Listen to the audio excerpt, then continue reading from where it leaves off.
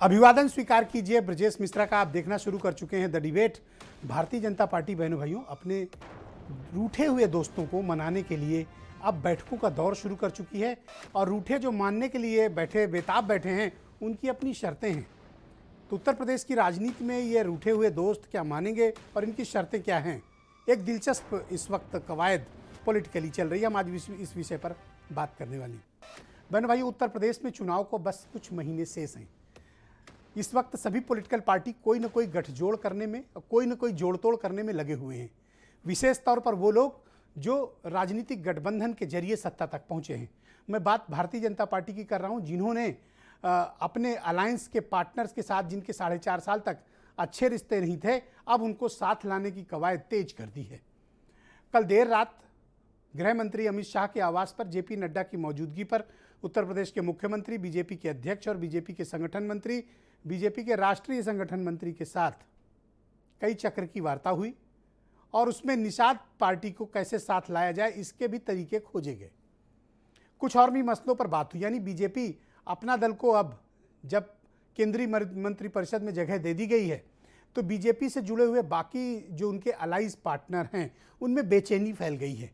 अब वो राजनीति में अपना हिस्सा चाहते हैं और उन्हें लगता है कि उन्हें उसकी पूरी कीमत मिलनी चाहिए। तो क्या बीजेपी अपने दोस्तों को, अपने अलाइज के पार्टनर्स को मनाने में कामयाब होगी और उनको क्या ऑफर दिया जाएगा?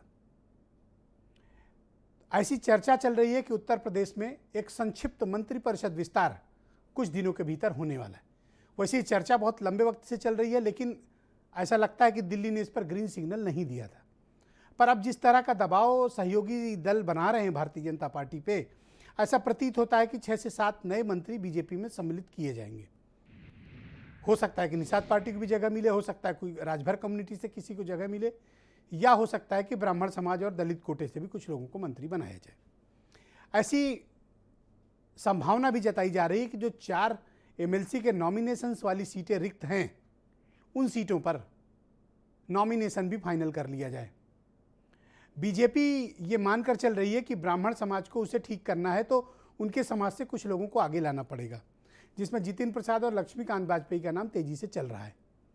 यानी 4 एमएलसी नॉमिनेट होने हैं, मंत्रिपरिषद का संक्षिप्त विस्तार होना है और रूठे हुए अलायंस को मनाना है। क्या बीजेपी को इसमें कामयाबी मिलेगी? एक बड़ा प्रश्न है।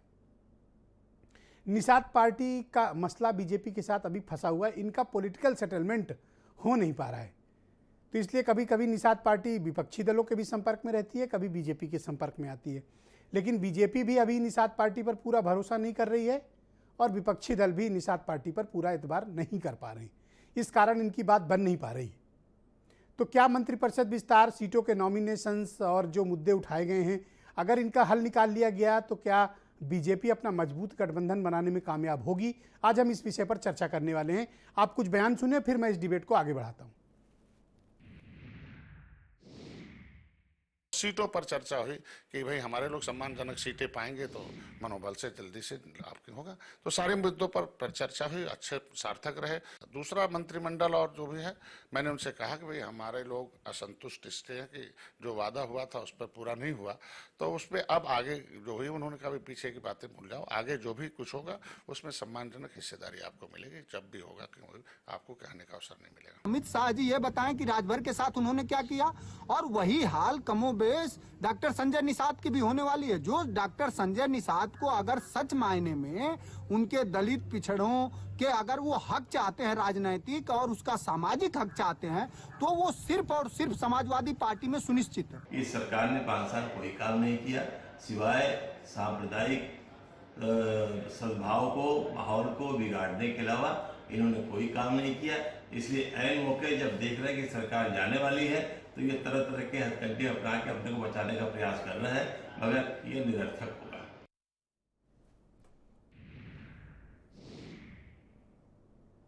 तो आज के कार्यक्रम में मुझे खुद निषाद पार्टी के राष्ट्रीय अध्यक्ष डॉक्टर संजय निषाद ज्वाइन कर रहे हैं।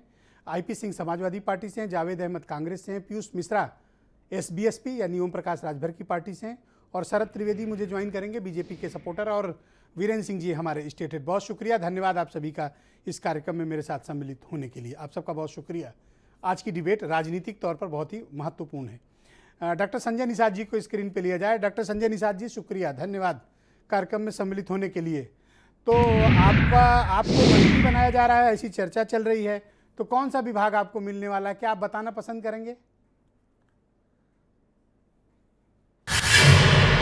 तो मैं बहुत पहले आपको कह चुका हूं आपके चैनल पर कि निषाद पार्टी अपनी राजनीतिक हिस्सेदारी, हमारे समाज के लोगों ने संविधान को, इस देश को आज़ाद कराने में भूमिका निभाई थी।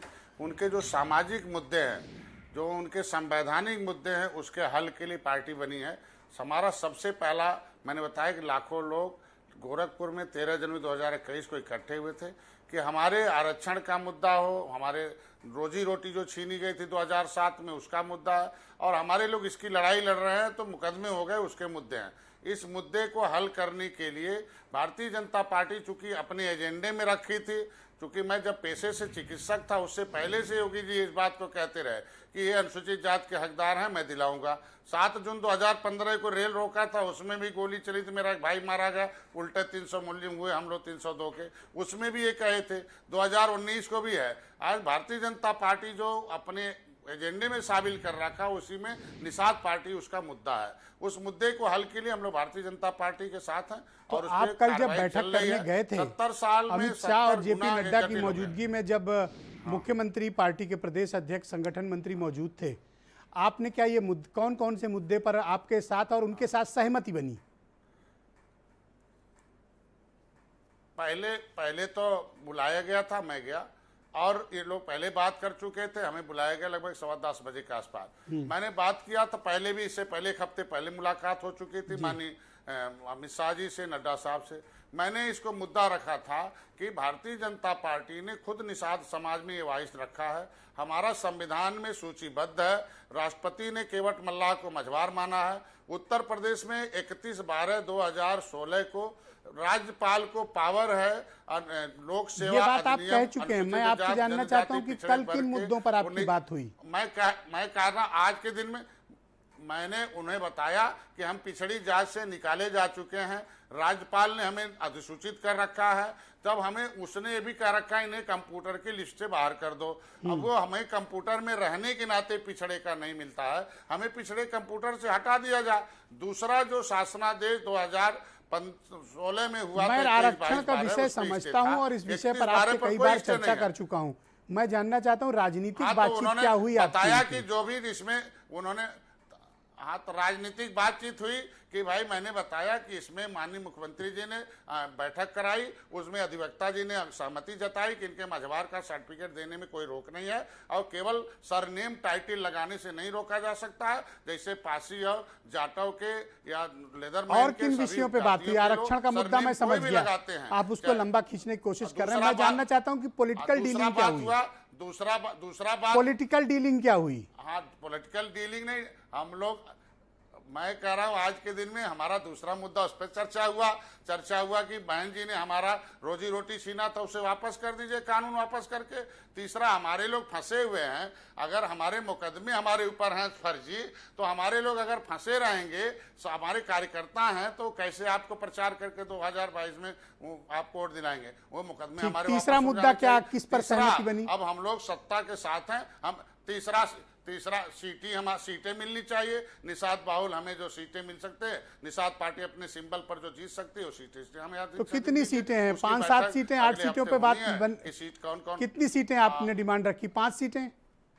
नहीं, हम कहते हैं, हमने तो उनसे बताया कि 160 सीटें निषाद बाहुल हैं, जिसपे हम आपकी मदद करेंगे। 70 सीटों पर हमारे बूथ गठन है, हमारी सेना बनी हुई है, उसमें से कितना हमारे सिंबल पर जीत सकते हैं उसको आप भी सर्वे करो, हमें हमारे सिंबल पर कितनी सीटें हो सकती है। अगले आपने बीजेपी से 70 सीटें मांगी हैं, 70 सीटें आपको लगता नहीं कि आपकी राजनीतिक क्षमता से बहुत ज्यादा है?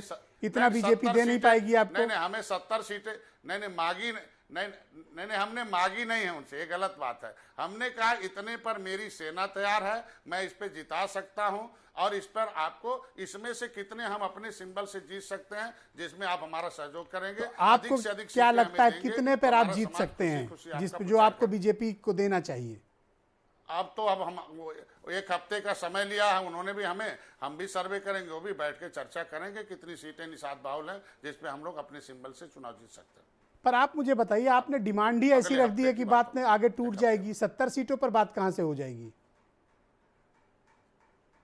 नहीं 70 सीटें, ये तो गलत। मैंने कहा 70 सीटें पर ये हमारी सेना बूथ गठन है, वो हम आपको जिता के दे सकते हैं, लेकिन उसमें से कितना सीटें हम जीत सकते हैं जिसमें आप हमें दे सकते हैं, आपके ऊपर निर्भर करता है। अच्छा, पहले आप कह रहे थे कि निषाद समाज से मुख्यमंत्री होना चाहिए, फिर आपने कहा निषाद समाज से डिप्टी चीफ मिनिस्टर होना चाहिए। अभी आज लखनऊ में चर्चा चल रही है कि अगर मंत्री भी बन जाएंगे तो भी काम चल जाएगा।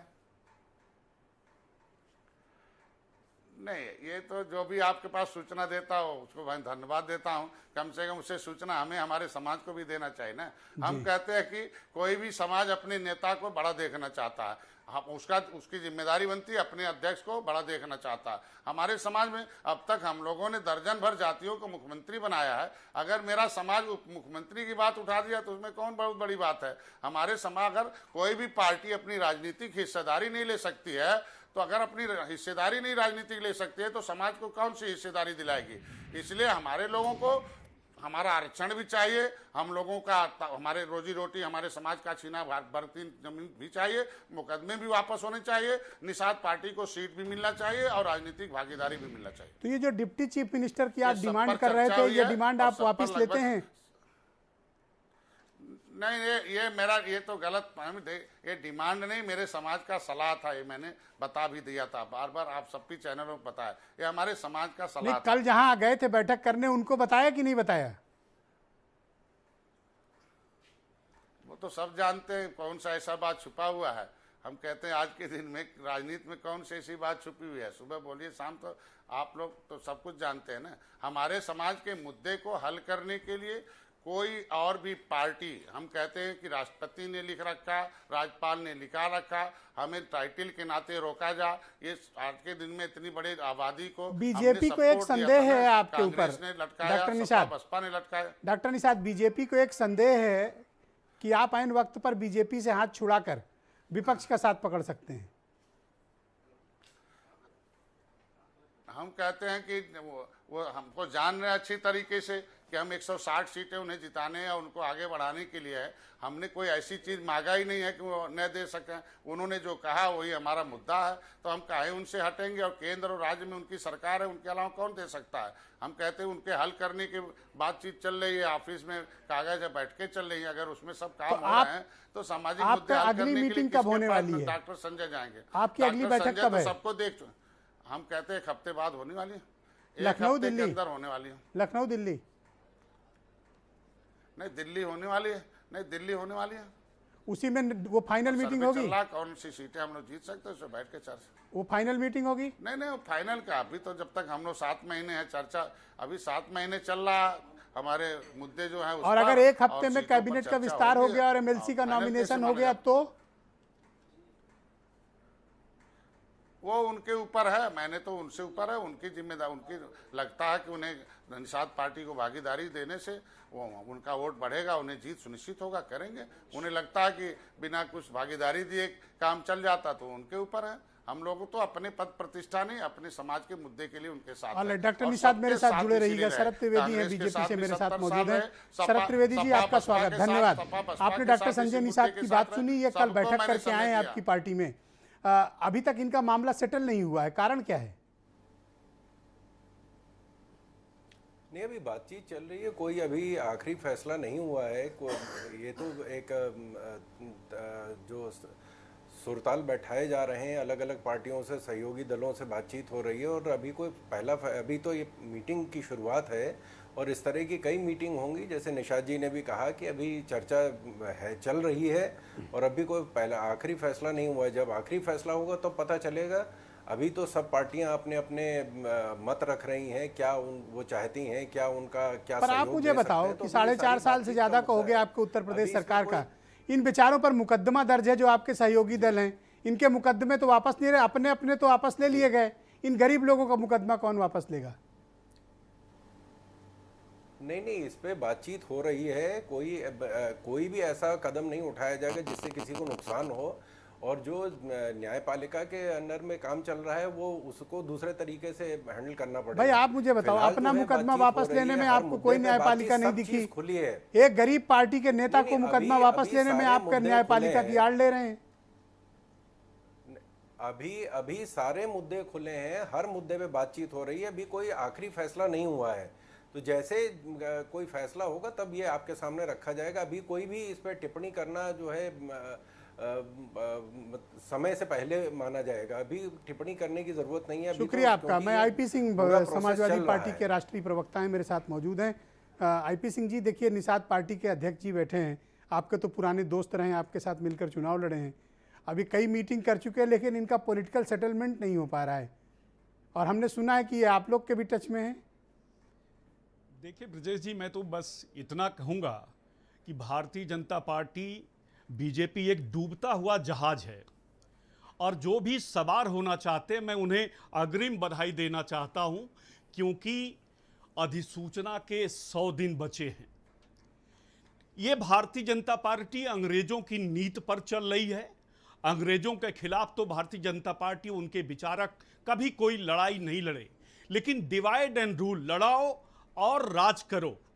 भारतीय जनता पार्टी अति पिछड़ा कार्ड लेकर आई, और अति पिछड़ा कार्ड लेकर आने के बाद एक एक करके श्री संजय निषाद जी बैठे हुए हैं। चूंकि आपके जनपद से सटा हुआ मेरा जनपद आजमगढ़ है, मैं बहुत भली बात आपको जानता हूं, आपकी ताकत को भी मैं जानता हूं, आपकी ताकत को भी मैं सलाम करता हूं।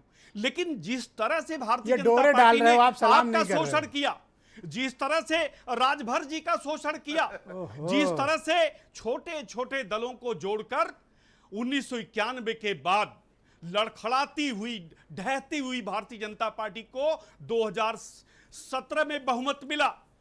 कहा अति पिछड़े से हम मुख्यमंत्री बनाएंगे, पिछड़े वर्ग से मुख्यमंत्री बनाएंगे, और मुख्यमंत्री बनाने से पहले नाम बदल दिया। अजय सिंह बिष्ट के जगह आदित्यनाथ हो गए और मुख्यमंत्री बना दिया उत्तर प्रदेश का। तो ठगने का काम भारतीय जनता पार्टी ने पिछड़ों को किया, दलित के समाज के साथ किया, पिछड़ों के साथ किया, और झुंझुना थमाने का काम ये पार्टी करती रही। आप कितना भी उकसा लो, लेकिन डॉक्टर संजय निषाद तो अभी तो बीजेपी के साथ हैं जी। आप कितना भी उकसा लो, लेकिन संजय निषाद तो बीजेपी के साथ हैं। मैं तो यही कहना चाहता हूं कि जो भी सवार होने जा रहा है मैं उसे बधाई देना चाहता हूं। 100 दिन बचे हैं, 100 दिन बचे। भारत का इतिहास गवाह है कि 100 दिन जो पार्टी डूबने वाली होती है, जो जहाज डूबने वाला होता है, उससे चूहा भी कूदकर भाग जाता है। आईपी सिंह, आप एक सेकंड मेरी बात तो सुनो। आप प्रस्ताव दे रहे हो या उनको डरा रहे हो? मैं डरा नहीं रहा हूं, मैं तो ये कह रहा हूं कि भारतीय जनता पार्टी को आप पहचानिए। संजय जी, 29 साल देने के बाद मैंने पहचाना ठीक से भारतीय जनता पार्टी को। आज ब्राह्मण समाज बीजेपी का कोर वोट था।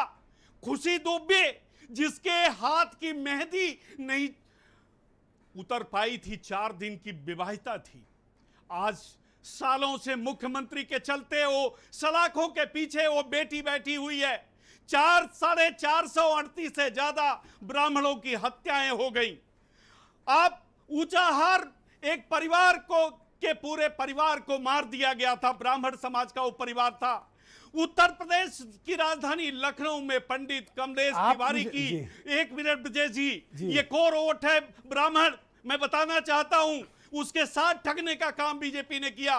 पंडित कमलेश तिवारी को मानी अखिलेश जी ने 22 सुरक्षा कर्मी दिए थे और कहा था कि कमलेश तिवारी का बाल बांका कोई आतंकवादी नहीं कर सकता।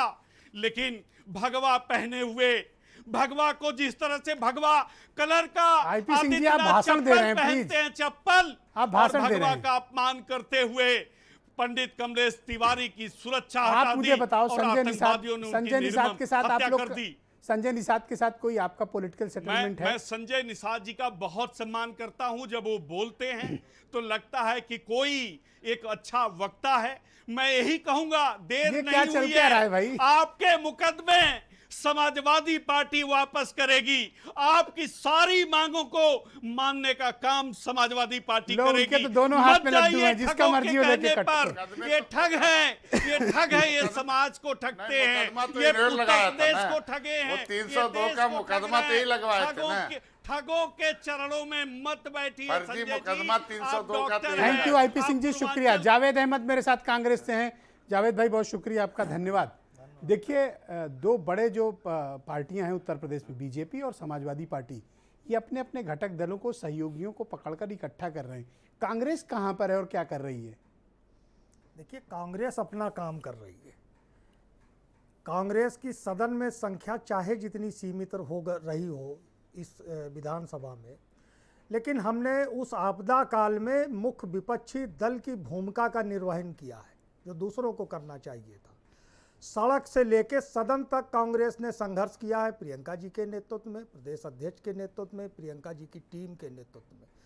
चाहे वो भोजन का विषय रहा हो, ऑक्सीजन सिलेंडर का मामला रहा हो, कंसंट्रेटर या मेडिकल किट, सभी व्यवस्थाएं करने का काम कांग्रेस करती रही है। पर आपका कोई पॉलिटिकल अलायंस मुझे बनता दिख नहीं रहा, कारण क्या है? अलायंस जो है, ये अलायंस कौन लोग बना रहे हैं? भारतीय जनता पार्टी की बात हो रही है, बहुत पुराने सहयोगी, सबसे पुराना सहयोगी तो शिरोमणि अकाली दल था, उसको क्यों जाना पड़ा उसका साथ छोड़कर? उसके बाद शिवसेना को क्यों जाना पड़ा?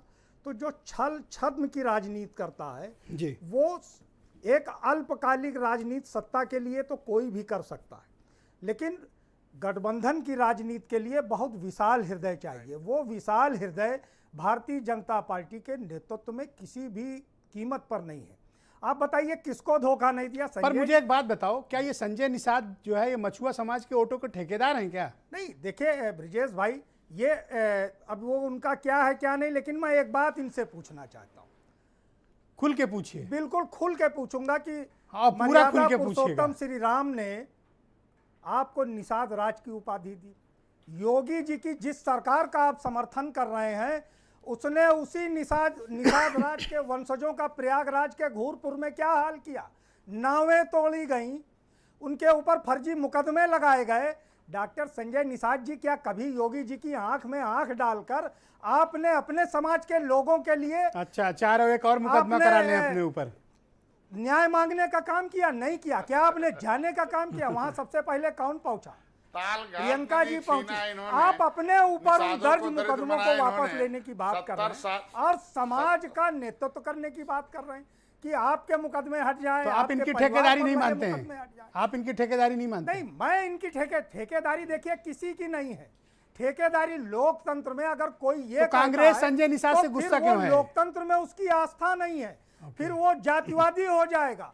और जाति राजनीति इस देश के लिए किस थैंक यू जावेद भाई, शुक्रिया। ब्रिजेश भाई 5 सेकंड में एक बात कहना चाहता हूँ। हर राजनीतिक दल ब्राह्मणों का ठेकेदार बन गया है। कोई बताए कि क्या ये राजनीतिक दल ब्राह्मणों के इतने सम्मान? अरे छोड़िए ना, ये कहाँ जातिवादी बातें? अगर जनादेश मिल जाएगा तो क्या ये किसी ब्राह्मण को मुख्यमंत्री बनाने? मैं आता हूँ डॉक्टर संजय निषाद, इसके बाद आपके पास बताइए। एसबीएसपी से पीयूष मिश्रा मेरे साथ मौजूद है, बहुत दिनों के बाद टीवी पे प्रकट हुए। पीयूष, स्वागत आपका। देखिए, उनका तो सेट हो गया, आपका रह गया। हाँ ब्रिजेश जी, उनका सेट हो गया। ब्रिजेश जी, सबसे पहले तो मैं आदरणीय निषाद जी को माननीय उप मुख्यमंत्री ऑब्लिक एमएलसी ऑब्लिक कैबिनेट मंत्री बनने के लिए उत्तर प्रदेश में बधाई और शुभकामनाएं देता हूं। अभी कुछ नहीं बने हैं, आप मजे मत लो। अग्रिम बधाई और शुभकामनाएं देता हूं। और बात अभी हो रही थी कि अभी जावेद जी ने बोला भी कि इतना सम्मान किया, और कल की मीटिंग का फोटो मैंने देखा तो शायद चप्पल भी नहीं थे आदरणीय निषाद जी के पैरों में, तो सम्मान तो बहुत है। और 2-3 मेरे प्रश्न हैं आपके माध्यम से आदरणीय निषाद जी से पूछना चाहूँगा कि जो ये आरक्षण की बात कर रहे हैं, क्या उत्तर प्रदेश में अगर इनको आरक्षण नहीं मिल भारतीय जनता पार्टी देती है तो क्या यह विधानसभा चुनाव में ये साथ रहेंगे भाजपा के? बहन जी के सामने कभी कुर्सी बैठ पाते हैं? अरे मैं सम्मान की बात कर रहा था आपसे। इनसे कभी बैठ पाते हैं कुर्सी पर? नहीं, दोबारा आपकी फोटो आई थी तो सम्मान की बात नहीं, मैं कहा कभी बैठ पाते हैं? और मैं कहता निषादों का वोट लिया, आज निषाद हट गए तो कहाँ चले गए? सम्मान तो हम लोगों ने दिया था ना। हम कहते हैं हमारा प्रस्ताव इन्होंने वापस कराया। पीयूष को बोलने दे वो अच्छी बात है निषाद जी। ये बताइए कि अगर आपको आरक्षण नहीं मिलता है 2022 के चुनाव के पहले, तो क्या उत्तर प्रदेश में आप भारतीय जनता पार्टी के साथ जाइएगा? क्या आपको नहीं लगता है कि भारतीय जनता पार्टी ने जो हमारे साथ किया उत्तर प्रदेश में, वो क्या आपके साथ नहीं होगा? और जब आपके 2019 में लोकसभा चुनाव से आप साथ में जुड़े हैं, 66 समूहों का मलाई आप खा रहे हैं, रुकावट आपने लिया है। अच्छा, वो समाज रोक रहा ना आप। अरे राजभर 2 साल से तो आप भी हैं, 2 साल से तो भाजपा के साथ आप भी है। जब आपके मुकदमे नहीं वापस हो रहे हैं तो आप कौन सी गौर आशा लगाए बैठे हैं कि भाजपा जो है आपको आरक्षण देगी? 66 समूहों का मलाई। हम कहते हैं एक को दरोगा भर्ती की, हमारे लोगों का वोट लिया था, एक को डीएम बनाया, हमारे लोगों को कोई शिक्षा स्वास्थ्य रोजगार के लिए दिया। ये इसमें राजभर समाज, राजभर पार्टी क्या गलती है? ये सवाल तो आपको बीजेपी से करना चाहिए। 2 साल 2.5 साल से आप भाजपा के साथ गठबंधन में हो, यह प्रश्न आप हमसे कर रहे हैं। आप जहां कल गए थे वहीं अगर पूछे होते तो ये ज्यादा उचित बात और अच्छी बात लगती सबको। पीयूष, आपको क्या लगता है वहां ये क्या बात करके आए होंगे जो यहाँ नहीं बता रहे हैं? पूछना था। एक मिनट डॉक्टर साहब, देखिए आदरणीय निषाद जी की मैं बात बता 30 साल से सत्ता में थे तो इनसे पूछूंगा ना। बिल्कुल, वो तो मैं 2 साल से उनको हूँ। 30 साल में इन्होंने क्या दिया निषादों को?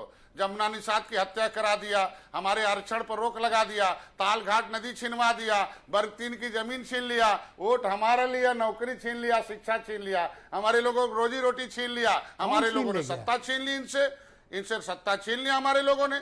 सपा भाई वोट नहीं दिया, बटन छूना बंद कर दिया, हाथी को देख लिए कहाँ चली गई।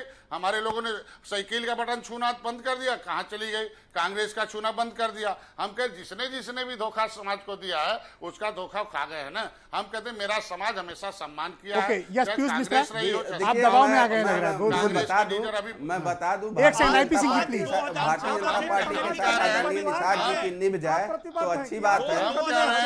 आदरणीय निषाद जी की अगर निभ जाती है तो अच्छी बात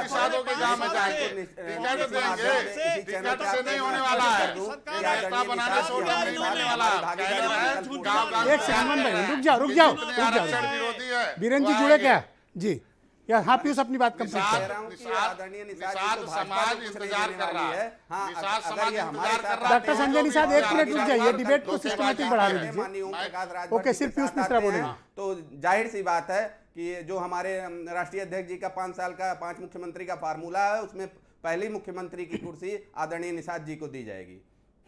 पर ये बात मान क्यों नहीं रही? ये तो कल चले गए वहां मिलने। नहीं, वो अभी जाएंगे। अभी चूंकि एमएलसी का 4 सीटें खाली हैं, अभी मुकदमे बाकी हैं, ये तो सब जाएंगे ही। लेकिन मैं बता देता हूँ भारतीय जनता पार्टी केवल ओके, एक सेकंड रुकिए पीयूष धन्यवाद। आईपी सिंह को लिया जाए। आईपी सिंह, अभी एक गंभीर बात डॉक्टर संजय निषाद ने कही। हालांकि इनके सुपुत्र को आपकी पार्टी ने टिकट देकर बाई इलेक्शन में 2018 में एमपी बनवाया। अब ये कह रहे हैं कि साइकिल छूना बंद कर दिया निषाद लोगों ने। इतनी जल्दी कैसे ये सब हो गया? देखिए, कहीं न कहीं बीजेपी ने दिग्भ्रमित कर रखा है संजय निषाद जी को। मैं कहूँगा कि ये वो पार्टी है कि लगभग 8 साल केंद्र में होने जा रहा है, पौने 5 साल उत्तर प्रदेश में हो गया। आखिर निषाद समाज को क्या दिया बीजेपी ने? सवाल जिनसे पूछना चाहिए, सवाल विपक्ष से पूछ रहे हैं। मैं ये पूछना चाहता हूं कि पिछड़े अति पिछड़ों की जनगणना होनी चाहिए, उस पर शरद त्रिवेदी जी का क्या स्टैंड है? संजय निषाद जी उस पर क्या सोचते हैं? क्या संजय निषाद जी ने कल श्री अमित शाह जी से पूछा? अरे डॉक्टर साहब सुनिए एक मिनट,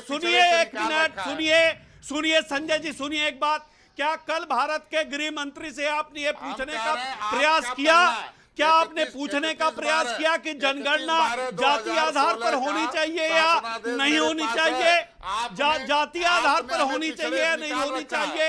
ये सवाल बीजेपी से भी मेरा है। बीजेपी उत्तर प्रदेश के चुनाव में जाने से पहले ये स्पष्ट करे कि पिछड़े अति पिछड़ों की जनगणना जाति आधार पर होगी कि नहीं होगी, ये स्पष्ट करना होगा। संजय निषाद जी पेपर नीचे करिए, आपका चेहरा छुप रहा है। मुझे इस बात की तकलीफ है कि कहीं ये चेहरा छुप न जाए, ये चेहरा कहीं छुप न जाए और मुकदमे बीजेपी आपका तभी उठाएगी। आपकी सरकार थी 2014 में, हमारे आरक्षण का प्रस्ताव क्यों वापस ले लिया दिल्ली से? पर एक बात बताओ आईपी सिंह, आपने तो इनके बेटे को सांसद बनाया, अभी आप पर ही आरोप लगा रहे हैं। नहीं, मैं तो यही कह रहा हूं कि इनके डॉक्टर साहब की आंखें खुलनी चाहिए। अगर नहीं खुल रही है तो क्या अंदर डील करके आए हैं? ये बात तो मैं समझता हूं कि प्रकाश राजभर जी इनके बड़े अच्छे मित्र हैं, सब लोग एक प्लेटफॉर्म पर रहे हैं, वो बेहतर बता सकते हैं कि संजय। ओके, वीरेंद्र जी आ गए, वीरेंद्र जी को लिया जाए। Thank you, thank you, Uttar Pradesh शुक्रिया। वीरेंद्र जी को डिबेट पे लिया जाए। भाई वीरेंद्र जी, डॉक्टर संजय निषाद मिलकर आए हैं बीजेपी के आला कमान से, आपके साथ मौजूद भी हैं, तो आप बताइए कि इनका कोई पॉलिटिकल सेटलमेंट हुआ या नहीं हुआ? देखिए, डॉक्टर संजय निषाद होम्योपैथ के डॉक्टर हैं।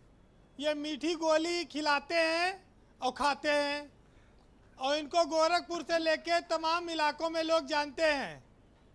अब ये गोपनीय डील करके आए हैं। पहले ये मंत्री पद मांग रहे थे, अभी ये MLC बनने की लाइन में इनका नाम चल रहा है, और उसके बाद मंत्री भी बन सकते हैं। लेकिन मछली वाला विभाग ही मिलेगा, ज़्यादातर उम्मीद है कि यहाँ पर रोज अब मंत्री बने और सिर्फ उस विभाग के लिए, अब ये तो ज्यादती हो गई। जहाँ पर शाम को फ्राई बढ़िया बने, और इलेक्ट्रो होम्योपैथी के डॉक्टर हैं डॉक्टर साहब, उनको पता है कि कैसे डील करना है। और देखिए, कुल मिलाकर यह है कि बीजेपी के पास सहयोगी ज़्यादा है नहीं। एक तो अनुप्रिया पटेल हो गई, OP राजभर अलग चले गए, तो अब निषाद जी अकेले बचते हैं।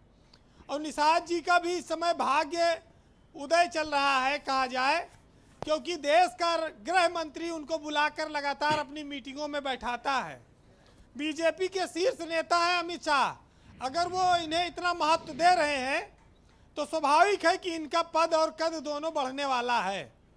अब चाहे ये 100 दिन के लिए मंत्री बन जाएं, चाहे 120 दिन के लिए, लेकिन ये छोड़ेंगे नहीं मौका, ये हर कोई जानता है। और इनका बेटे सांसद ही हैं, उसमें कोई शक नहीं है। लेकिन ब्रजेश जी, ये उत्तर प्रदेश में बीजेपी इस बात को जान चुकी है कि किसान आंदोलन और जो तमाम सारे बवाल हैं, बेरोजगारी से लेकर महंगाई से, उससे निपटने के लिए यही एक रास्ता है। लेकिन उसके पास ज़्यादा लोग हैं नहीं। वो जानती है कि उसकी लड़ाई समाजवादी पार्टी और अखिलेश यादव से है, और अखिलेश के पास छोटे छोटे दलों का कई सारे लोगों की बात चल रही है। आज मैं अगर आपको नाम गिनाऊं तो शिवपाल यादव की पार्टी है, राजा भैया का जनसत्ता दल है, और RLD है, महान दल है, आम आदमी पार्टी है, राजभर है, ओम प्रकाश राजभर की पार्टी, इनसे सबसे जो बीजेपी से अपने आप को अलग किए हुए हैं। ये सारे छोटे दल या तो अखिलेश यादव के साथ जा सकते हैं या अलग चुनाव लड़ सकते हैं।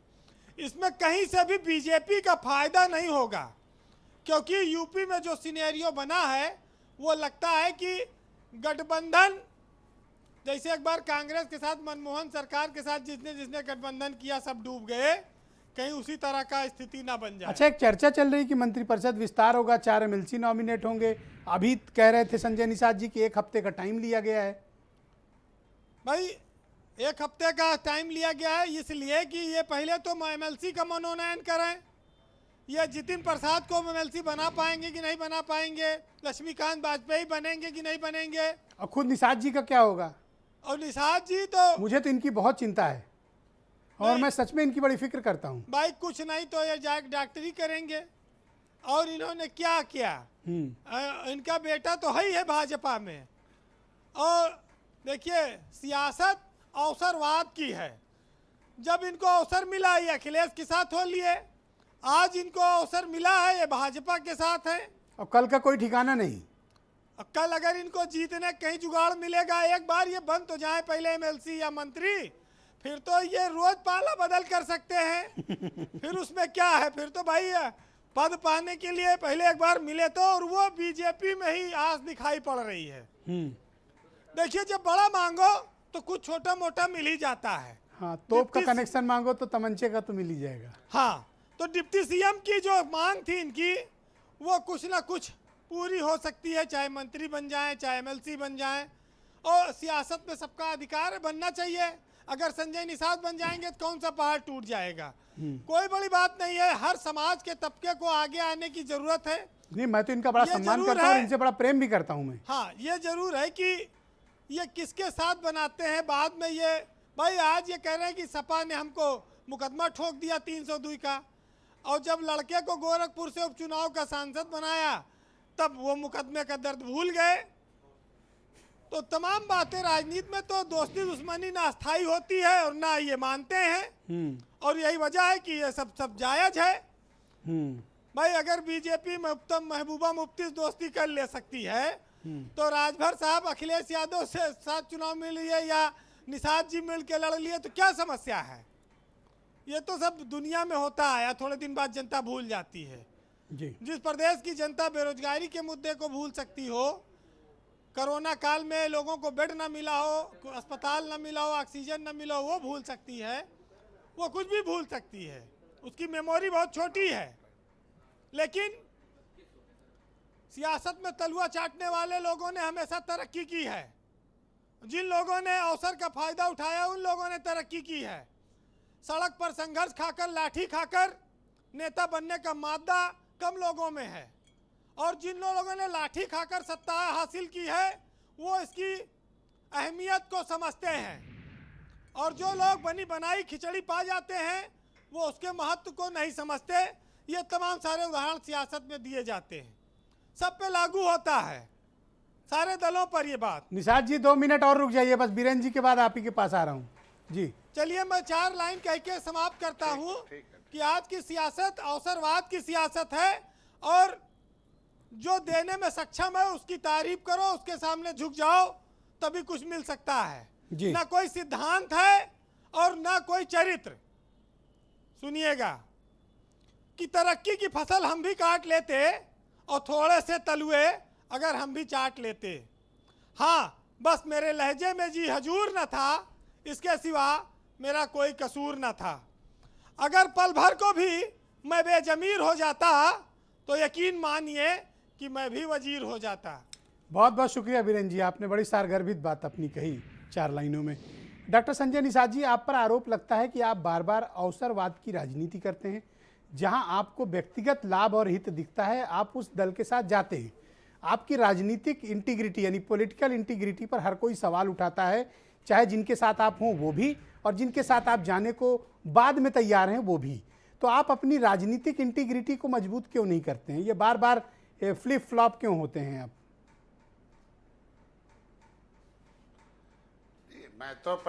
मैं तो आज 7 साल से पार्टी बनाया हूँ।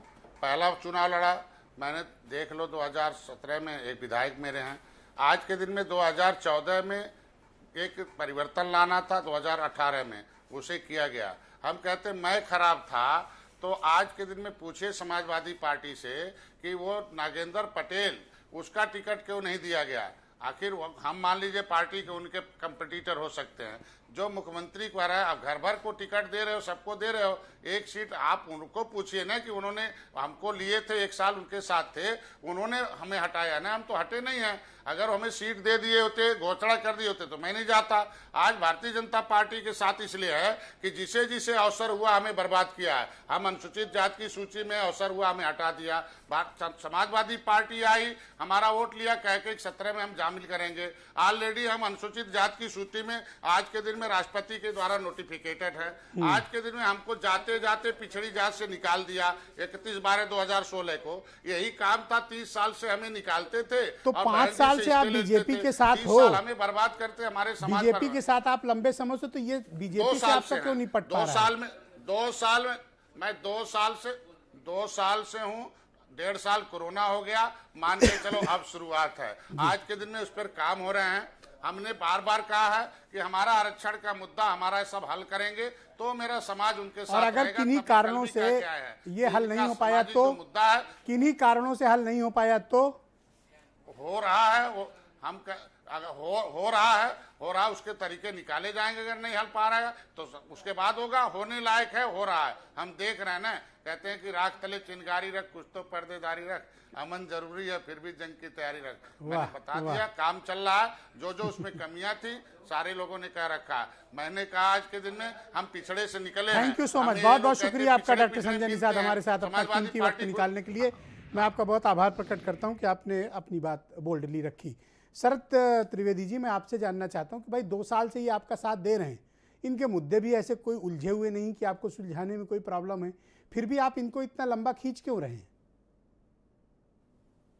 नहीं, देखिए, हमने आपको पहले भी कहा कि हर मुद्दे पे बातचीत हो रही है, हर दल से बातचीत हो रही है। कुछ गिले शिकवे हैं जिनको सुधारने की कोशिश की जा रही है, और अभी और भी आगे मीटिंग होंगी। बस मैं सिर्फ एक चीज़ कहना चाहूँगा कि जो विपक्ष है वो अपनी विपक्ष में जिम्मेदारी अच्छी तरह निभाए, क्योंकि इन्हें आगे भी विपक्ष में ही बैठना है।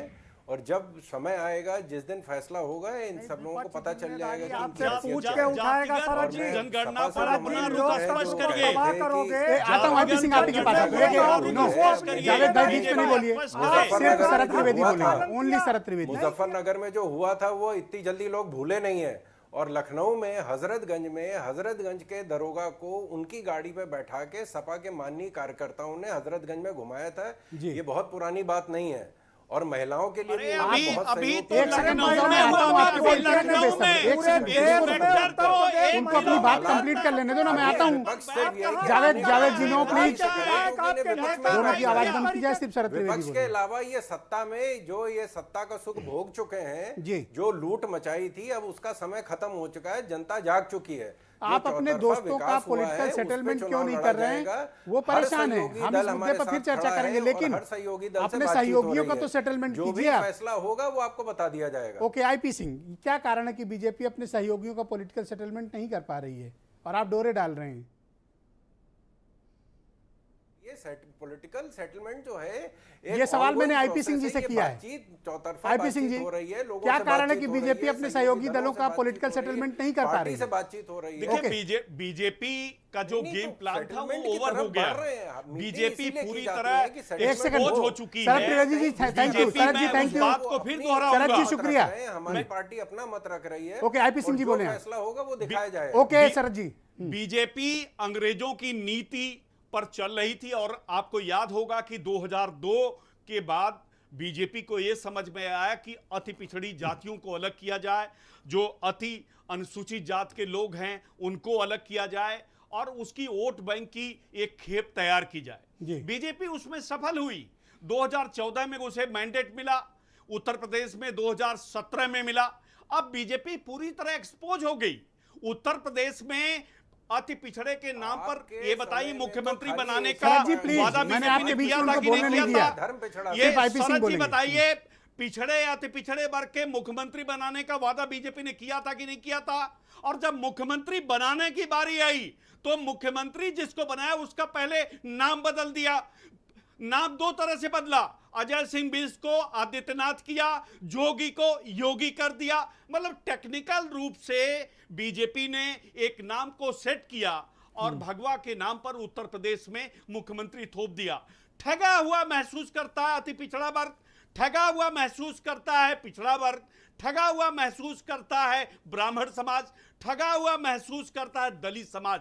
तो जो धोखा दिया है बीजेपी ने, उसी का परिणाम है कि आज भारतीय जनता पार्टी दर दर की ठोकरें खा रही है। आपको याद होगा कि सांसदों को भेजा कि आप खुली जीप में जाइए, घूमिए। हाँ, तो और गए तो। टेस्ट और ट्रायल जब हुआ तो 4 जगह सांसद दौड़ाए गए, उनके ऊपर कीचड़ फेंका गया, ऐसा नहीं। उन्हें तरह तरह से प्रताड़ित किया गया, वो फ्लॉप हो गया। अब क्या है कि नए मंत्रियों को क्या देश में पहली बार पिछड़े, अति पिछड़े या दलित समाज के मंत्री बनाए गए हैं? क्या पहली बार ऐसा हो रहा है? क्या मंत्री नहीं हो तो पाते आशीर्वाद रहे? यात्रा लेके लेकिन निकले तो आपको क्या तकलीफ है? बीजेपी ने चुनाव के ऐन वक्त जब लगा कि उत्तर प्रदेश में 3 महीने चुनाव रह गया, तो ऐसे मंत्रियों को उत्तर प्रदेश में भेजा। मैं फिर वार्निंग दूंगा कि उत्तर प्रदेश की जनता इन मंत्रियों को समझती है। वो लाख कहे लेकिन वोट मांगेंगे मोदी के नाम पर। अब मोदी की लोकप्रियता देश में ओके, जावेद उसी अहमद, समय शुक्रिया, उस समय धन्यवाद, हो गई है, धन्यवाद। जहां कांग्रेस नहीं भूल 2012 से सकते। लेकर आईपी सिंह जी, धन्यवाद, 2014 में शुक्रिया, शुक्रिया। जावेद अहमद, मैं आपसे समझना चाहता हूं, अगर आशीर्वाद यात्रा निकाल रही है बीजेपी अपने नए चुने हुए मंत्रियों के साथ, तो इसमें किसी को क्या प्रॉब्लम होनी चाहिए? नहीं होनी चाहिए। नहीं, कोई प्रॉब्लम नहीं है, लेकिन सत्य ये तो है। क्यों भड़के आईपी सिंह? नहीं, देखिए, सत्य ये है ब्रजेश भाई कि इनको तो क्षमा यात्रा निकालनी चाहिए। ये जन आशीर्वाद यात्रा नहीं है, ये अपमान यात्रा है जनता का। जिस जनता को आपने आपदा काल में भगवान के भरोसे छोड़ दिया, भाग के भरोसे छोड़ दिया, आप उससे जन आशीर्वाद आप यात्रा निकालने की तो आप चाहते हैं जन क्षमा यात्रा निकालें? बिल्कुल क्षमा मांगनी चाहिए इनको अपने घिनौने पापों के लिए कि जब लोग तड़प रहे थे, लोग एक एक एम्बुलेंस में, आपने तो दिखाया है सब ब्रजेश भाई कि एक एक एम्बुलेंस में 300 दिखाया था, तभी तो एक एक घर आप आए थे। 300 ये है अंतिम संस्कार का जिसने अवसर नहीं दिया, कूड़े में उसको फेंकी तो जा क्षमा रही मांगनी थी। शरद जी, चाहिए। प्लीज बीच में ना बोले, मैंने आपके बीच में किसी को नहीं बोलने दिया। ब्रजेश भाई, धोखा देने की बात रही, इन्होंने किसको धोखा नहीं दिया? शिरोमणि अकाली दल को दिया, भारतीय जनता पार्टी ने अपने गठन के बाद पहला गठबंधन लोक दल से किया था चौधरी चरण सिंह जी के नेतृत्व में। उनको धोखा दिया, जनता पार्टी को धोखा दिया। जनता पार्टी का विभाजन का कारण इनका पूर्ववर्ती जनसंघ संस्करण बना। आप बताइए, इनकी तो संजय बुनियादी निषाद ही से पटेगी कि नहीं धोखे के पटेगी? साथ है। संजय निषाद का क्या होगा? नहीं, देखिए, डॉक्टर संजय निषाद का कुछ नहीं होने जा रहा है। वो भारतीय जनता पार्टी जैसे नाम बदलने की प्रक्रिया से पब्लिक का टेम्परेचर नापती है, नारे उछालती है, वो लेके घूम रही। अगर भारतीय जनता पार्टी ने, योगी जी ने उत्तर प्रदेश में राजधर्म का पालन किया होता, विकास किया होता, तो आज इनको गठबंधन के लिए छोटे छोटे दलों के आगे तरसना नहीं थैंक यू पड़ता। और जावेद ये भाई। मैं धोखा पीयूष मिश्रा को आमंत्रित करता हूं डिबेट में। पीयूष, ओम प्रकाश राजभर जी को मैंने देखा कि कई बार वो डॉक्टर संजय निषाद पर डोरे डाले कि आपको मुख्यमंत्री बना देंगे, आपको ये बना देंगे, आपको वो बना देंगे, लेकिन वो आपके जाल में फंसने वाले नहीं है, क्योंकि उनको पता है कि आपका जाल कच्चा है।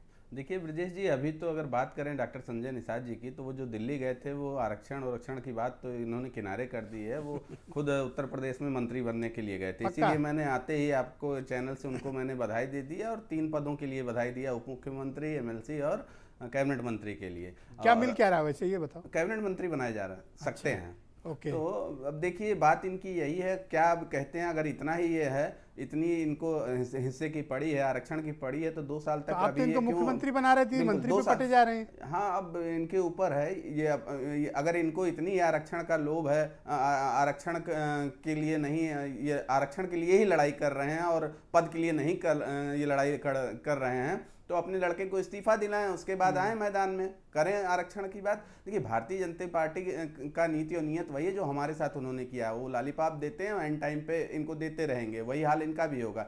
चक्कर क्या है कि भारतीय जनता पार्टी विशालकाय व्हेल है, उसके अगल बगल जितनी छोटी मछलियां रहती है ना, छोटी पार्टियां रहती हैं, उनको वो खा जाती है। इनकी पार्टी बची क्या है? ये को विधायक हैं, नाम मात्र के सांसद हैं, इनके सुपुत्र वो भी हैं और वो भी भाजपा के हैं। और इनको जब याद आती है तो केवल निषाद की याद आती है, बिंद कश्यप केवट की तो पर एक बात बताओ, बीजेपी इनको इतना भाव क्यों दे रही है, अगर आपके हिसाब से इतने कमजोर हैं कि पूरा राष्ट्रीय नेतृत्व 3-3 बार बुला के मिल रहा है, बैठ के बातें हो रही हैं, ये इसी में मार लखनऊ में बातें हो रही हैं, दिल्ली में मीटिंग्स हो रही, कुछ तो बात होगी अभी ना। मैंने कहा तो आपसे कि जब मैंने बात कही कि आपके चप्पल कहाँ हो गए, तो इसी में मार गलगल थे कि हमको चलो बैठा तो लिया बगल वाले सोफे पे, चाय तो पिला दिया। मायावती जी के समय में क्या होता था क्या नहीं, ये बात वही है। इनको क्या मिलने जा रहा है, इनके समाज को क्या मिलने जा रहा है, इनको इससे दिक्कत नहीं, इनका पर्सनल फायदा क्या हो रहा है, ये इसी पे एकदम लगे हुए हैं और उसी के लिए एकदम जुटे जा रहे हैं। शरद त्रिवेदी जी, ये जो आरोप SBSP के लोग लगा रहे हैं कि आप अपने राजनीतिक मकसद साधने के लिए इस तरह के डोरे डाल रहे हैं, आपका कोई उनके समाज को फायदा पहुंचाना मकसद नहीं था? नहीं, हर समाज के लिए हम लोग काम कर रहे हैं। जो अभी पिछड़ा और दलितों की बात हो रही है, दलित को राष्ट्रपति बनाया गया है, पिछड़े जो हैं वो प्रधानमंत्री पिछड़े समाज से हैं। समाजवादी पार्टी में तो दलित को राष्ट्रपति क्या भाजपा ने बनाया? दलित को राष्ट्रपति क्या भाजपा ने बनाया? दलित को राष्ट्रपति क्या भाजपा ने बनाया? क्या कहना चाह रहे हैं आप? राष्ट्रपति नहीं हुए, भारतीय जनता पहली बार पार्टी महिला राष्ट्रपति नहीं है। इतने मुश्किल घड़ी में, इतने मुश्किल अरे समय में धोखा देने की शरद जी आदत रही है, अदा है। विजय मिश्रा जी के साथ क्या किया आपने? भारतीय जनता पार्टी विधान परिषद और राज्यसभा में वोट चाहिए और बाद में वो माफिया हो गए। माफिया हो गए, घर गिरा दिया, उनके दुकान गिरा आप दी, उनका उनके वोट लोगे, मतलब कुछ भी नहीं छोड़ा। आप अपने लिए नहीं तो जो है अपने हाथ से मुख्यमंत्री जी विजय मिश्रा जी को मुख्यमंत्री जी अपने हाथ से रसगुल्ला खिला रहे थे जब वोट लेना था राष्ट्रपति के लिए। उसके बाद पनीर भी खिला रहे थे, ब्राह्मण नहीं, वो माफिया हो गए। डंडा दौड़ा रहे थे, क्या पनीर भी खिला रहे थे? नहीं, आप आप भी थे क्या वहां पे? नहीं, जानकारी है। इटावा, वहां पे वाजपेयी परिवार को जूतों की माला पहनाई गई और वहां से उनको भगाया गया। तो किस, और दलितों के साथ भी आपने बहुत ही इंसाफ किया जब गेस्ट हाउस कांड में मायावती जी। बताइए भाई IP सिंह, ये तो गंभीर आरोप आपके ऊपर लगाए चले जा रहे हैं, सब दुनिया जानती है। बताइए IP सिंह, जवाब दीजिए। बहुत करारा हमला हुआ है आपके ऊपर, आपने बहुत। थैंक यू शरद जी, आप IP सिंह जवाब देंगे। बहन मायावती जी का हम सब बहुत सम्मान करते हैं, दलित समाज को सिर माथे हम रखते हैं, और बहन जी ने जो बीता कल था उसको उन्होंने बिसराया है। उन्होंने कहा कि देश की राजनीति अब आगे बढ़कर होगी, और माननीय अखिलेश जी ने जिस तरह से रिश्तों का सम्मान किया है, वो आदर्श राजनीति भारतीय जनता पार्टी को पूरे देश में सीखना चाहिए कि अगर गठबंधन करिए तो उसका सम्मान कैसे किया जाता है वो करके उन्होंने दिखाया है। यही कारण था कि बहन जी ने पीछे क्या हुआ था, कैसे राजनीतिक परिस्थितियों का निर्माण हुआ, उन सभी पर बहन जी आगे बढ़कर समाजवादी पार्टी के साथ गठबंधन के साथ वो लड़ी। आज उनके 10 सांसद तो बहन जी ने तो खुद जो ही आपको संसद छोड़ के दिया। अंदर हैं, जो पूरी तरह 2014 में शून्य पर आउट हो गई थी, आज 10 सांसद है, उनके 10 सांसद है। आप कांग्रेस के साथ खड़े थे तब हारे, कांग्रेस के से अलग हुए तब हारे, बसपा के साथ खड़े थे तब हारे, बसपा से अलग हुए तब हारे। मुझे 1991 के बाद भारतीय जनता पार्टी ढाक के 3 पात हो गई थी।